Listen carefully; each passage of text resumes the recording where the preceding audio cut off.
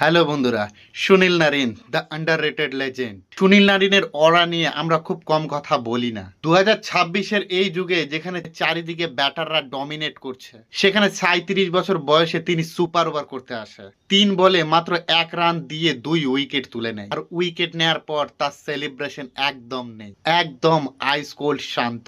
নিজের বোলিং এর উপর এই লেভেলের কনফিডেন্স খুব কম বোলারেরই থাকে। পুরো কেকেআর টিম জানতো যে কোনো কঠিন পরিস্থিতিতে নারিনই তাদের মেন ওয়েপন। এই ভরসা শুধু আজকে থেকে নয়, দীর্ঘ 14 বছরে। 2012 সালে তার ডেবিউ সিজনে 24 উইকেট নিয়ে মোস্ট ভ্যালুয়েবল প্লেয়ার হয়েছিলেন এবং কেকেআর কে তাদের প্রথম টাইটেল জিতিয়েছিলেন। এরপর 2014 সালেও 21 উইকেট নিয়ে দলকে চ্যাম্পিয়ন করিয়েছিলেন। আর 2024 সালে তো তিনি রীতিমতো আনস্টপেবল ছিলেন। 17টি উইকেটের সাথে 488 রান এবং একটা চমৎকার সেঞ্চুরি, সব মিলিয়ে আবারও তিনি টুর্নামেন্টের এমভিপি হন। ইনিংসে শুরুতে হোক বা ডেথ ওভারে, নারিন সবসময় তার 100% দেন। প্রজন্মে এরকম once in a generation player খুব কমই আসে, যাদের বোলিং মিস্ট্রি আজও কেউ ক্র্যাক করতে পারেনি।